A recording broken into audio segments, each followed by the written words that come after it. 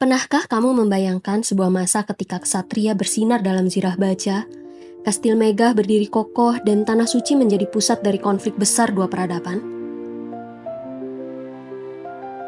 Hai penjelajah waktu, selamat datang di Labirin Sejarah, tempat di mana masa lalu tidak pernah benar-benar berlalu. Bersiaplah untuk menyusuri lorong-lorong waktu dan menemukan cerita-cerita yang tersembunyi di balik tirai sejarah. Hari ini kita akan membahas salah satu peristiwa paling dramatis dalam sejarah dunia, Perang Salib. Cerita ini dimulai pada tahun 1095 ketika berita paling heboh saat itu datang dari Clermont, Prancis. Di sebuah dewan besar yang dikenal sebagai Konsili Clermont, Paus Urbanus II berdiri di hadapan ribuan bangsawan, ksatria, dan orang-orang biasa untuk memberikan sebuah pengumuman yang luar biasa. Dengan suara lantang dan penuh keyakinan, beliau menyerukan kepada semua umat Kristen untuk mengambil bagian dalam sebuah misi suci, yang kini dikenal sebagai Perang Salib. Menurut catatan sejarah, gagasan awal Perang Salib pertama bermula pada tahun 1095 ketika Kekaisaran Bizantium merasa terancam dengan penguasaan Turki Seljuk atas Yerusalem dari kekhalifahan Fatimiyah yang lebih toleran terhadap peziarah Kristen. Sedangkan di bawah kepemimpinan Turki Seljuk, peziarah Kristen menghadapi pembatasan akses untuk memasuki tempat-tempat suci mereka. Hingga Kaisar Bizantium Alexius I Komnenus meminta dukungan militer dari Konsili Piacenza untuk berperang melawan Turki Seljuk. Bak gayung bersambut, sokongan juga diberikan oleh Konsili Clermont setelah Paus Urbanus II menyatakan dukungannya terhadap Kekaisaran Bizantium untuk merebut kembali Yerusalem. Dalam pidatonya yang berapi-api pada Konsili Clermont tahun 1095, Paus Urbanus II menyerukan panggilan ilahi untuk menyelamatkan tanah suci. Sambil mengangkat tangannya ke langit, beliau dengan lantang berkata, Deus vult, atau Tuhan menghendakinya. Tidak hanya itu, Paus Urbanus juga menawarkan sesuatu yang luar biasa kepada semua orang yang bersedia bergabung. Bagi siapapun yang ikut dalam Perang Salib, dosa-dosa mereka akan diampuni. Tidak heran kerumunan meledak dalam sorakan semangat. Bayangkan ribuan ksatria bersiap dengan baju zirah, petani mengasah pedangnya, bahkan rakyat biasa yang hanya membawa iman, semua siap untuk berangkat ke Timur Tengah. Jadi Perang Salib ini tidak hanya tentang perang, tapi ini juga tentang iman, persatuan, bahkan politik dalam perebutan suatu wilayah. Bagaimana mereka akan melintasi pegunungan dan padang pasir untuk mencapai Yerusalem, serta apa saja bahaya yang akan mereka hadapi di perjalanan? Tentunya semua pertanyaan itu hanya bisa dijawab dengan latar belakang kondisi Eropa saat itu. Saat itu, Eropa berada di bawah bayang-bayang kekacauan dan perang lokal. Banyak ksatria tanpa tujuan jelas mencari cara untuk membuktikan kehormatan mereka. Para petani yang hidup dalam kesulitan berharap pada sesuatu yang lebih besar untuk memperbaiki kehidupan mereka yang keras. Dan gereja, dengan pengaruhnya yang luar biasa, sedang memimpin panggilan ini sebagai sebuah ekspedisi suci untuk Tuhan. Catatan sejarah mencatat keterlibatan dari berbagai kerajaan besar seperti Prancis, Inggris, dan Jerman. Mereka semua bersatu di bawah seruan Paus Urbanus II untuk mengembalikan Yerusalem ke tangan Kekaisaran Bizantium. Namun, ini bukan hanya sekedar semangat religius. Untuk para petani, ini adalah peluang untuk meninggalkan tanah mereka yang penuh beban dan memulai hidup baru. Untuk para ksatria, ini adalah panggung untuk menunjukkan keberanian mereka. Dan untuk kerajaan, ini adalah kesempatan untuk memperluas pengaruh mereka. Di tanah jauh di Yerusalem, kaum muslim yang telah menguasai kota itu selama ratusan tahun juga memandang Yerusalem sebagai kota suci mereka. Ini bukan hanya perang fisik, tetapi juga benturan budaya dan kepercayaan. Di sini kita tidak hanya menyaksikan awal dari sebuah ekspedisi besar, tetapi juga babak baru dalam sejarah umat manusia. Perang Salib pertama dimulai oleh sosok seorang tokoh yang mencuri perhatian, Peter the Hermit, seorang pendeta kecil dari Prancis yang berhasil mengguncang dunia dengan semangatnya. Peter bukan seorang ksatria atau raja. Dia hanya seorang pria sederhana yang dikenal karena pidatonya yang menggugah. Dengan penuh keyakinan, ia melintasi kota-kota Eropa menyerukan panggilan Paus Urbanus II untuk merebut kembali Yerusalem. Dengan jubah kumel dan seekor keledai sebagai temannya, ia menjadi simbol iman yang membara. Dan tahukah kamu, ribuan orang dari berbagai kalangan, baik petani, pedagang, bahkan sampai anak-anak meninggalkan rumah mereka terinspirasi oleh kata-kata Peter the Hermit ini. Dan perang ini dikenal sebagai Perang Salib Rakyat. Namun, perjalanan mereka penuh dengan tantangan. Mereka tidak terlatih seperti kesatria. Banyak dari mereka menghadapi kelaparan, penyakit, bahkan konflik internal. Ketika akhirnya mereka sampai di wilayah Kekaisaran Bizantium, situasi menjadi kacau. Perjalanan menuju Tanah Suci berubah menjadi perjuangan bertahan hidup. Dan pada akhirnya, ekspedisi ini tidak berakhir seperti yang mereka harapkan. Pasukan rakyat yang dipimpin Peter the Hermit sebagian besar dihancurkan oleh tentara Muslim Seljuk, bahkan sebelum mereka sampai ke Yerusalem. Kegagalan Perang Salib Rakyat justru menginspirasi Godfrey of Bouillon untuk melanjutkan perjuangan pasukan Kristen dalam merebut kembali Yerusalem dari kekuasaan Turki Seljuk. Godfrey mendapat bantuan dari bangsawan-bangsawan Eropa lain seperti Bohemond I dari Taranto, sang ahli strategi ulung dan keponakannya Tancred yang dikenal dengan keberaniannya, Raymond IV dari Toulouse yang membawa pasukan besar dari Prancis, serta Robert II dari Flandria tiba di Konstantinopel dan disambut oleh Kaisar Alexius selaku tuan rumah. Dalam pertemuan Godfrey dan bangsawan Eropa dengan Alexius di Konstantinopel, Kaisar Alexius yang menjadi penyedia logistik selama Perang Salib itu memaksa mereka bersumpah untuk setia kepadanya dan berjanji bahwa tanah yang direbut dari bangsa Muslim akan dikembalikan kepada Kekaisaran Bizantium. Pada tahun 1097, pasukan Kristen berkumpul di Nicea di wilayah Turki modern. Dalam pengepungan Nicea, Kaisar Bizantium Alexius berhasil merebut kota dari bangsa Seljuk dengan cara diplomasi setelah tentara salib mengepung daerah tersebut. Namun tindakan Alexius yang mendahului tentara salib dalam mengambil alih kota ini menimbulkan rasa tidak percaya di antara kedua belah pihak. Di Antioquia, tentara salib menghadapi tantangan luar biasa dalam pengepungan yang panjang dan melelahkan. Godfrey dan kawan-kawan bertahan di bawah tekanan besar. Dalam situasi yang penuh dengan kelaparan, penyakit, dan serangan tanpa henti, mereka menunjukkan ketangguhan yang luar biasa.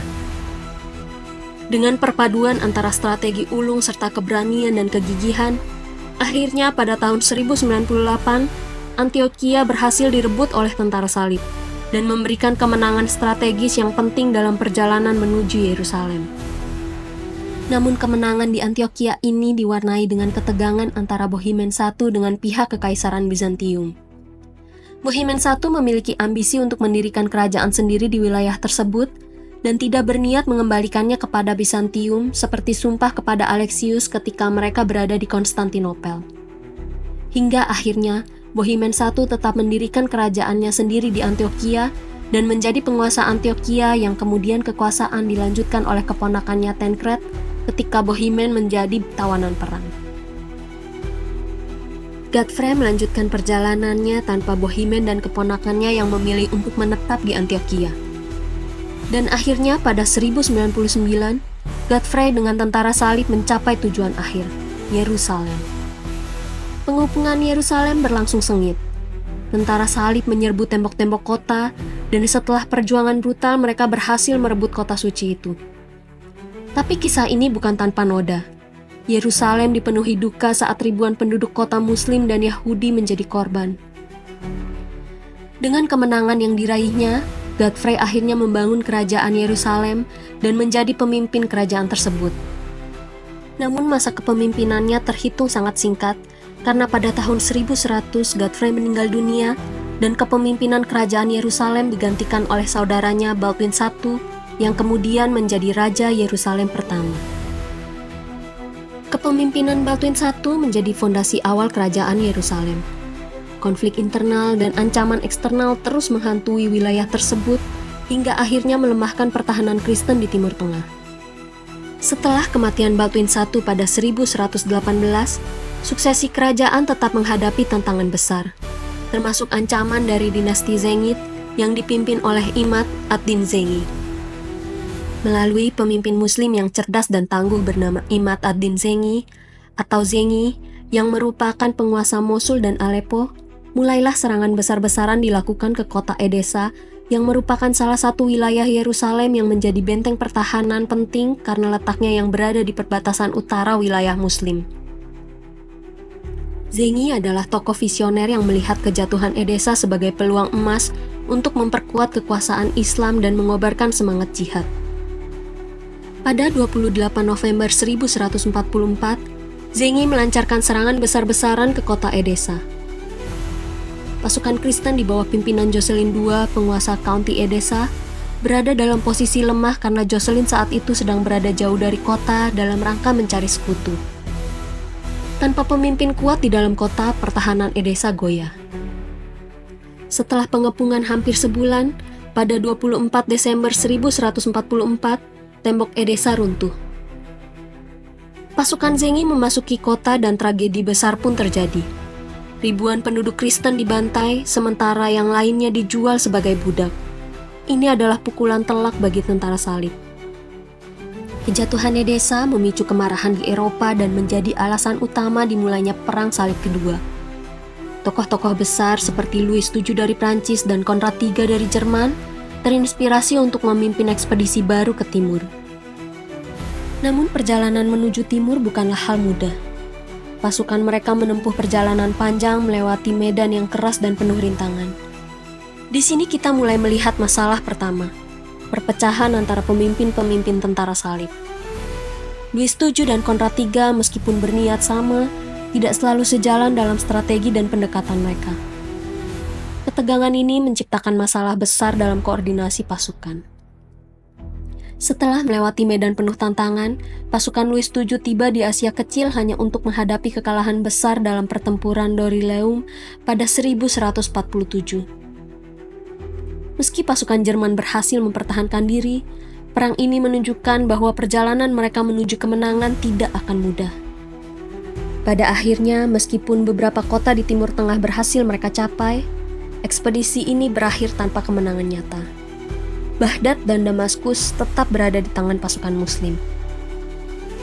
Kegagalan ini mengajarkan kita bahwa meskipun dengan niat dan kekuatan militer besar, mungkin bisa memulai sebuah perang, keberhasilan tidak hanya bergantung kepada kekuatan fisik, tetapi juga pada strategi yang matang dan kerjasama antar pemimpin.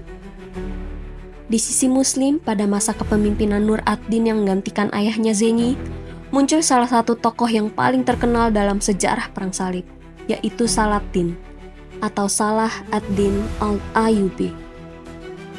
Saladin merupakan panglima militer Nur ad-Din yang pada akhirnya mengambil alih kekuasaan di Mesir dan menyatukan wilayah Muslim yang luas dari Mesir, Suriah, hingga bagian-bagian lainnya dari Levant. Saladin membentuk dinasti Ayyubiyah pada akhir 1160-an yang menjadi ancaman nyata bagi kerajaan Yerusalem. Pada periode ini, Baldwin IV dari Yerusalem yang juga dikenal sebagai Raja Kusta karena ia menderita penyakit kusta, memimpin kerajaan Yerusalem dengan keberanian yang luar biasa. Baldwin IV menunjukkan kemampuan militer yang sangat baik meskipun tubuhnya semakin lemah, dan ia berhasil mengalahkan Saladin dalam beberapa pertempuran penting, termasuk pertempuran Mongisat pada tahun 1177. Namun, meskipun Baldwin IV mampu menahan serangan Saladin pada tahun-tahun pertama, kondisi fisiknya semakin memburuk, dan ini mengancam kestabilan kerajaan Yerusalem. Setelah kemenangan di Mongisat, Baldwin IV semakin terisolasi karena kesehatannya yang rapuh, dan ia harus berhadapan dengan ancaman internal dari fraksi-fraksi yang berbeda dalam kerajaan. Pada saat Baldwin IV meninggal pada tahun 1185, kerajaan Yerusalem berada dalam keadaan lemah. Meskipun ia sempat meninggalkan warisan yang kuat melalui kemenangannya di Mongisat, Perang Saladin yang besar dan keberhasilan Saladin dalam mempersatukan para pasukan Suriah dan Mesir menjadi ancaman besar bagi para pemimpin Kristen. Pada tahun 1187, Saladin akhirnya berhasil merebut Yerusalem, yang menjadi titik puncak dari perjuangan panjang antara pasukan Kristen dan Muslim di wilayah tersebut.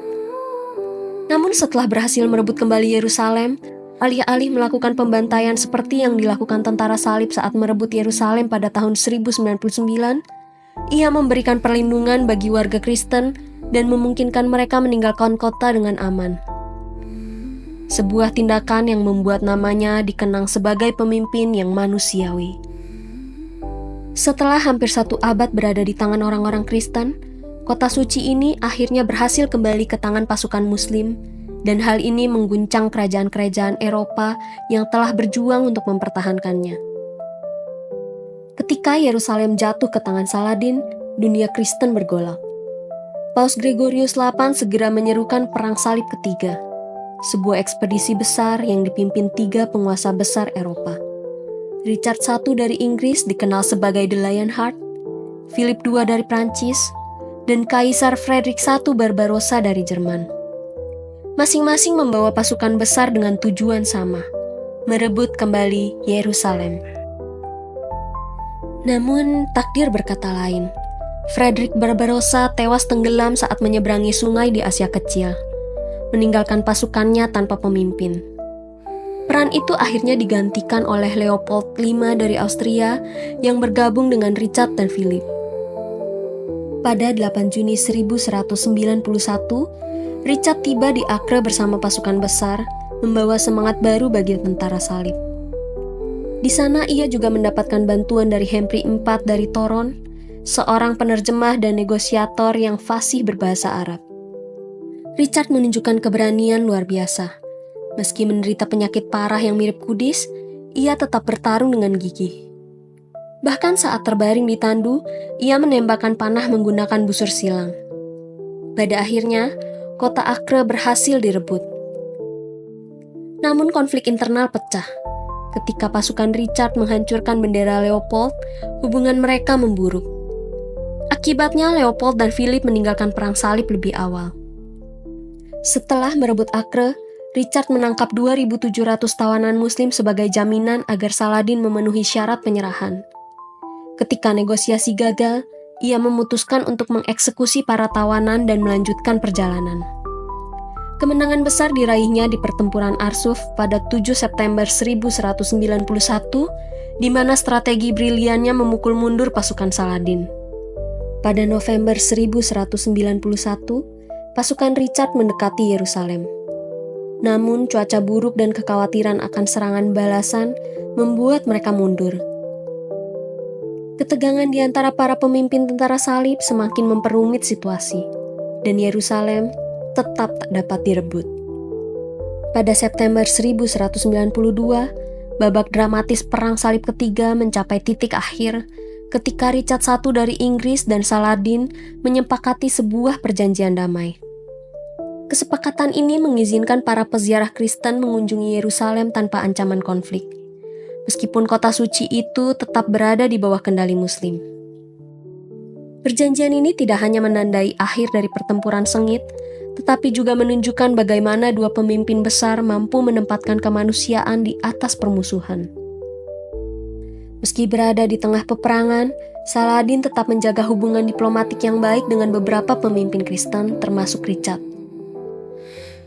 Salah satu kisah yang paling dikenang adalah ketika Raja Richard jatuh sakit di medan perang.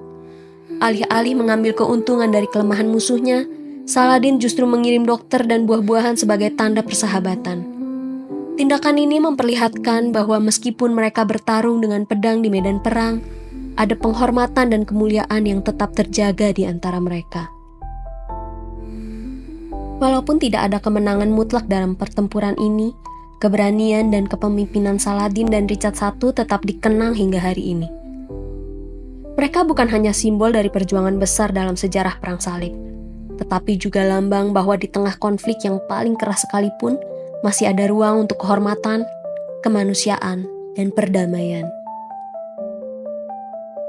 Setelah berakhirnya Perang Salib Ketiga dan kegagalan Richard the Lionheart untuk merebut kembali Yerusalem, pada tahun 1202, Paus Innocent III memutuskan untuk menghidupkan kembali semangat Perang Salib dengan menyerukan Perang Salib Keempat. Awalnya, Perang Salib Keempat direncanakan sebagai ekspedisi besar untuk merebut kembali Yerusalem dari tangan kaum Muslim. Namun, alih-alih menuju Tanah Suci, Perjalanan ini berubah drastis menjadi bencana yang tidak terduga. Aliansi dan kepentingan politik membawa tentara salib ke arah yang sama sekali berbeda, yaitu Konstantinopel, ibu kota Kekaisaran Bizantium yang beragama Kristen. Semua bermula pada Januari 1203 ketika para pemimpin tentara salib bersekutu dengan Pangeran Alexius Angelos dari Bizantium. Ia berjanji akan memberikan bantuan militer dan keuangan jika mereka membantunya merebut kembali tahta ayahnya yang telah digulingkan. Pada 23 Juni 1203, armada besar tentara salib tiba di Konstantinopel, berharap bisa melanjutkan misi ke Yerusalem setelah kemenangan politik ini. Namun, rencana itu berubah menjadi kekacauan. Setelah Alexius IV Angelos naik tahta pada Agustus 1203, kekuasaan barunya justru memicu kemarahan rakyat Konstantinopel. Pemberontakan pun meletus, dan pada Januari 1204 Alexius IV digulingkan. Ketika janji dukungan finansial dari Bizantium sirna, tentara salib merasa dikhianati. Mereka pun mengambil langkah ekstrim. Pada April 1204, mereka menyerbu dan menjarah Konstantinopel dengan brutal, mendirikan kekaisaran Latin di atas reruntuhan Bizantium. Penjarahan ini tidak hanya melukai Bizantium secara fisik, tetapi juga memperburuk hubungan antara Gereja Katolik Roma dan Gereja Ortodoks Timur, memperkuat jurang yang telah lama ada sejak skisma besar. Konstantinopel akhirnya direbut kembali oleh Bizantium. Tetapi kehancuran yang ditinggalkan oleh Perang Salib keempat menjadi titik balik dalam kemunduran Kekaisaran Bizantium dan mengubah sejarah Eropa Timur selamanya. Perang Salib keempat adalah pengingat betapa ambisi politik dan keserakahan dapat mengalihkan tujuan suci menjadi kehancuran yang tragis, meninggalkan jejak yang pahit dalam sejarah dunia Kristen. Setelah kegagalan Perang Salib keempat yang dramatis, yang malah mengarah pada penyerbuan Konstantinopel daripada merebut Yerusalem, semangat untuk merebut kota suci itu masih belum padam.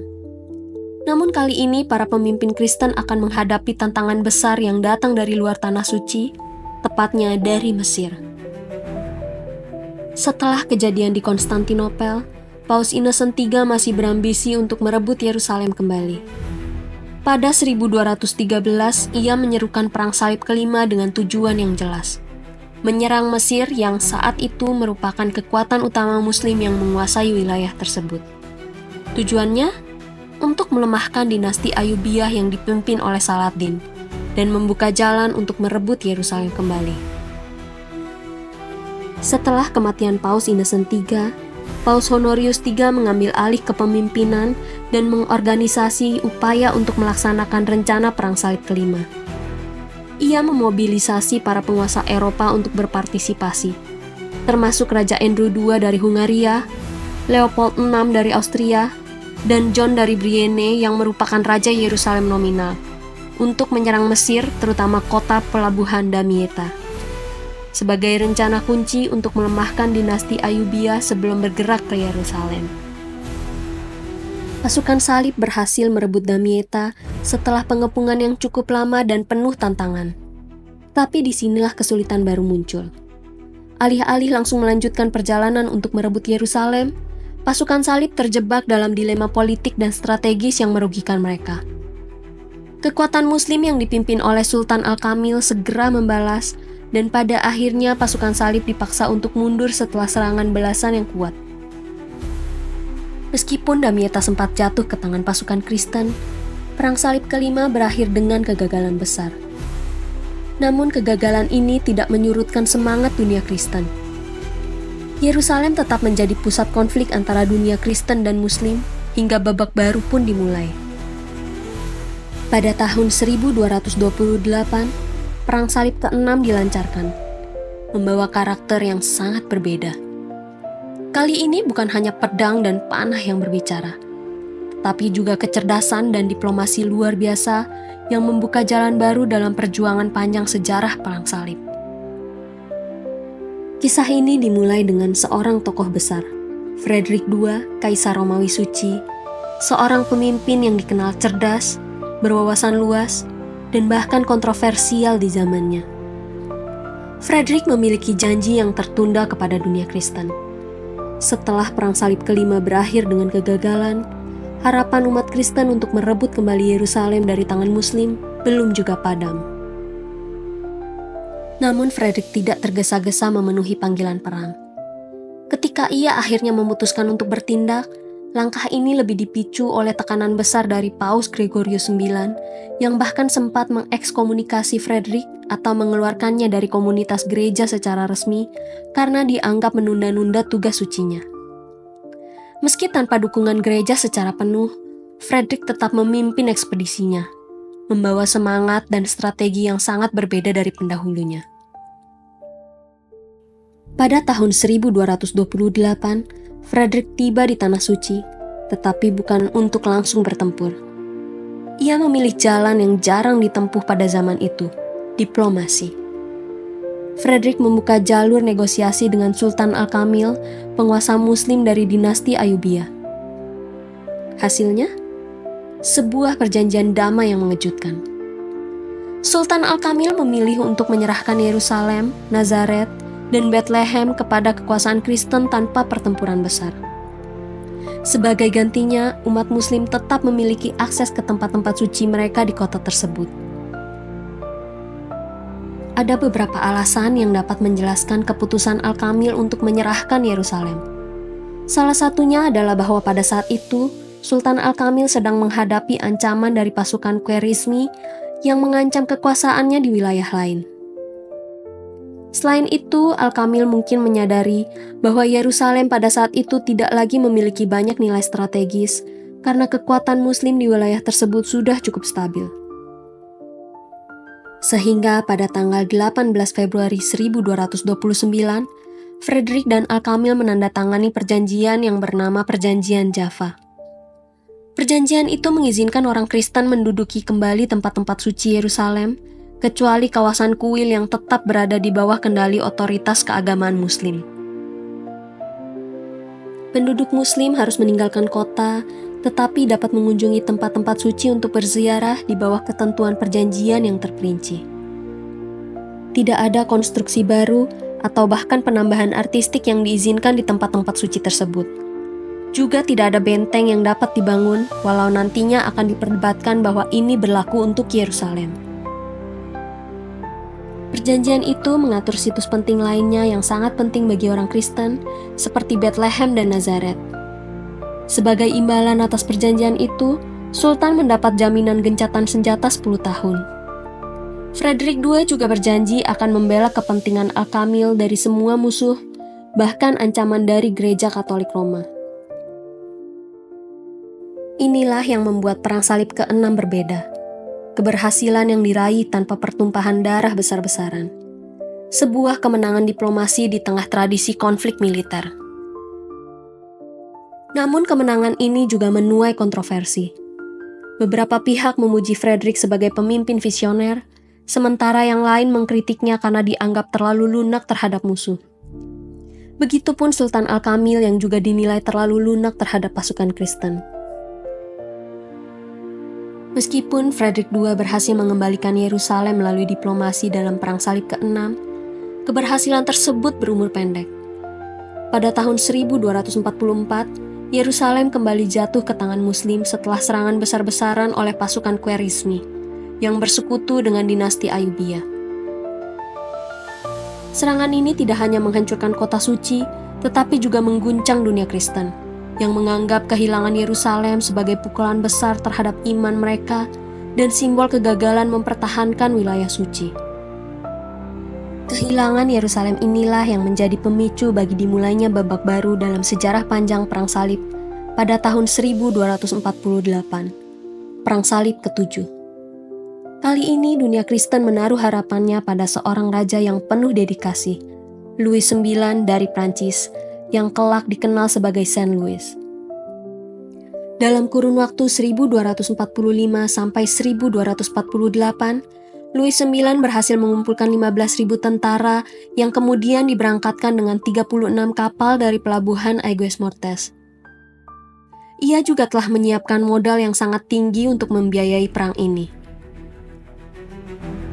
Pada 1249, Louis dan pasukannya mendarat di Damietta, sebuah kota strategis di tepi Sungai Nil. Wilayah ini dipilih karena memiliki pasokan gandum yang melimpah dan diharapkan mampu mencukupi kebutuhan tentaranya. Pada 6 Juni 1249, wilayah Damietta sepenuhnya dikuasai oleh Louis IX tanpa perlawanan berarti dari rakyat Mesir. Ia kemudian juga mendirikan sebuah keuskupan agung dan menggunakan kota itu sebagai pangkalan untuk mengarahkan operasi militer terhadap Muslim Suriah. Pada November 1249, Louis IX memimpin pasukannya menuju Kairo dengan ambisi besar menaklukkan Mesir. Namun di tengah perjalanan itu, situasi politik Mesir berubah drastis dengan wafatnya Sultan As-Salih Ayyub.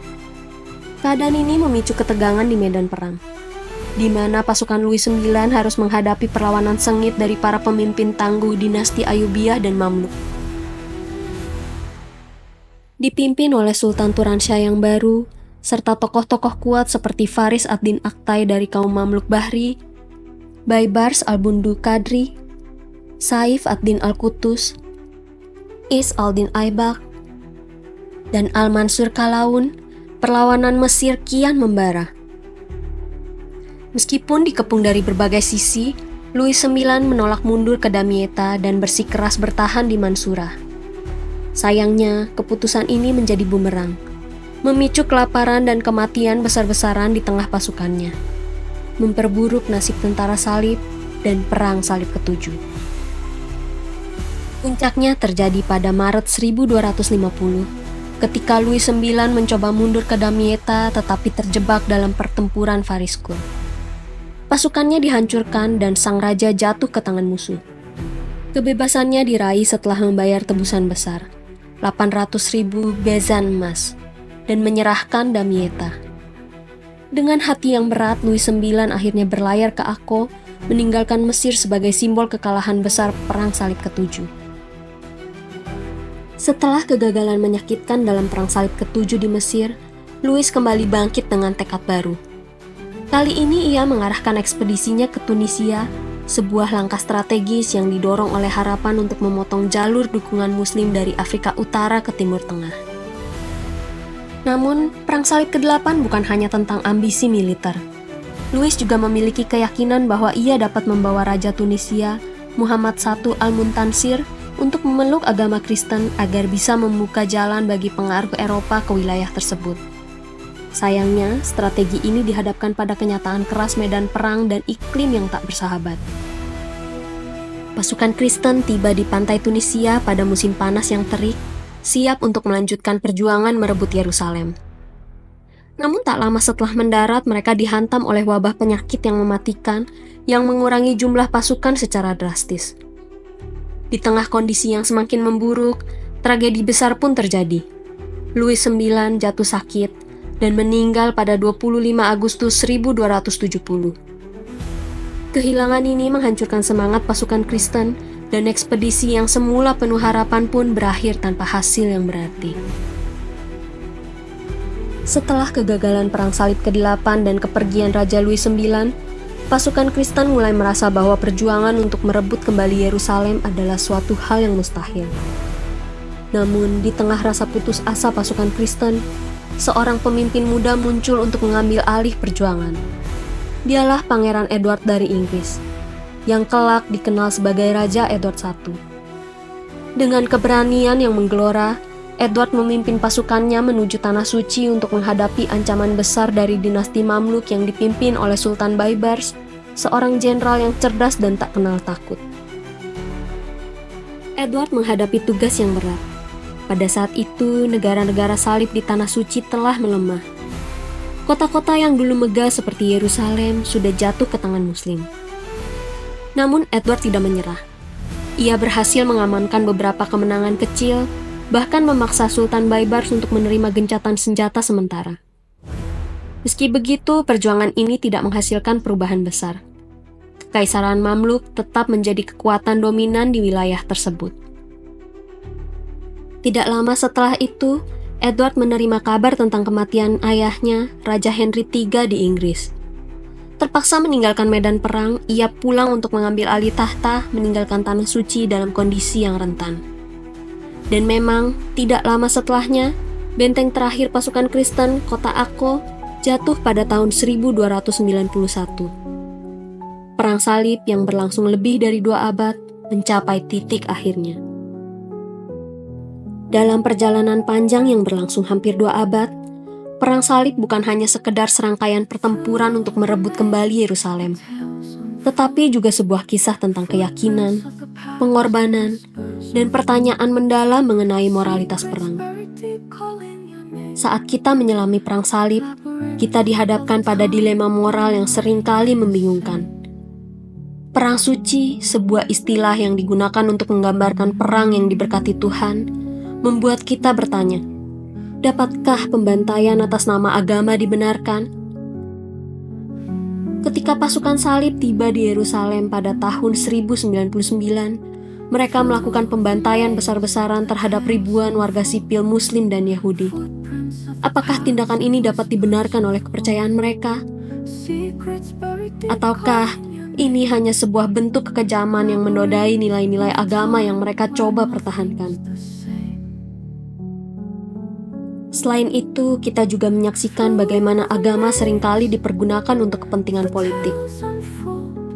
Paus Urbanus II yang memimpin seruan untuk Perang Salib pertama mengajak pasukan Kristen untuk memerangi musuh di Tanah Suci, tetapi ada banyak pemimpin yang melihat perang ini sebagai kesempatan untuk memperluas pengaruh politik mereka, bukan hanya demi agama. Disinilah muncul dilema moral lainnya. Apakah tindakan mereka benar-benar untuk Tuhan? Atau hanya untuk ambisi mereka sendiri. Namun, di balik semua pertarungan besar dan kemenangan atau kekalahan yang terjadi, ada juga suara-suara dari para prajurit yang terpaksa berperang. Mereka yang mungkin tidak pernah menginginkan pertempuran tetapi dipaksa mengikuti seruan agama atau negara. Sebuah pertanyaan etika muncul. Apakah mereka berperang demi keyakinan mereka? Atau apakah mereka hanya pion dalam permainan politik besar yang lebih besar dari mereka? Dalam segala kekerasan dan penderitaan yang ditimbulkan, ada pelajaran yang harus kita ambil dari perang salib. Perang seringkali bukan hanya tentang siapa yang benar atau salah, tetapi lebih tentang kerusakan yang ditimbulkan pada mereka yang terlibat, baik yang menang maupun yang kalah. Agama dan kepercayaan dapat menjadi sumber inspirasi. Tetapi, sejarah mengingatkan kita betapa pentingnya menggunakan kekuatan dengan bijak dan penuh pertimbangan moral.